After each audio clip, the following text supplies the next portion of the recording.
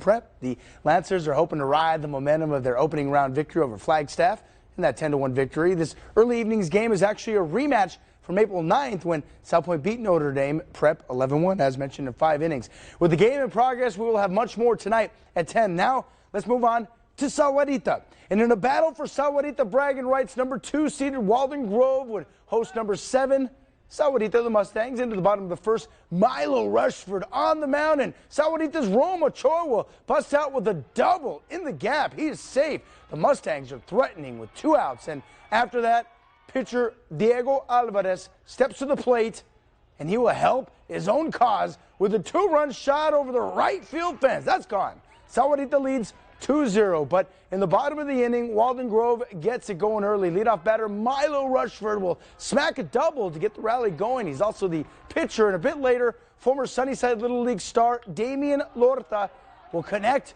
for the RBI. Milo comes around to score at the end of the first inning. It'll be tied 2-2 after an error brought in a second run, and in the end, Walden Grove edges out Sahuarita with the 4-1 victory over their rivals. Hey, moving on, the Arizona men's tennis team is going to the NCAA tournament for a second consecutive season. This should be a cause for celebration, right? Well, although the Cats are in, there was a ton of disappointment Monday at the Sam's Club on campus after the announcement of the NCAA selections. U of A had been hoping to host the opening rounds as a top 16 seed, much like the women's basketball team had done, but the Wildcats were not afforded that opportunity and will instead head out on the road to Chapel Hill, North Carolina, where they will face Princeton. News 4 Tucson's very own David Kelly was with the Wildcats earlier at the Sam's Club. I'm heartbroken for our team. We earned it. We deserved it. We're 16 in the country, and we should be hosting the NCAA tournament on our home courts. Do you feel disrespected? Yeah, I think so. I mean, we won the Pac-12. I think we've had a great season. We were projected to host, but I mean, we as a team, we love adversity, so maybe this is what we needed. Hey, and the news not good for Arizona women's tennis. U of A saw their bubble burst for a spot in the NCAA championships, extending their postseason drought to 7 years. The NBA playoffs round 2 are now underway as former Arizona standout DeAndre Ayton and the Phoenix Suns are set to take the court against the Mavericks in Game 1. The Suns played most of their previous series without Devin Booker in the lineup as he nursed a pulled hamstring, but players like Ayton definitely stepped it up. Here's Booker on how players like Ayton have had to take it to the next level in the postseason.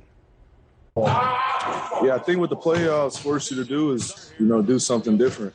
Teams take away your first option, and that's where you can see people's real skill. And DeAndre was doing that. He's giving a little bit of everything from offensive rebounding to his touch shots in the paint to getting offensive boards. And I just told him don't get sick of it. Don't get tired of it.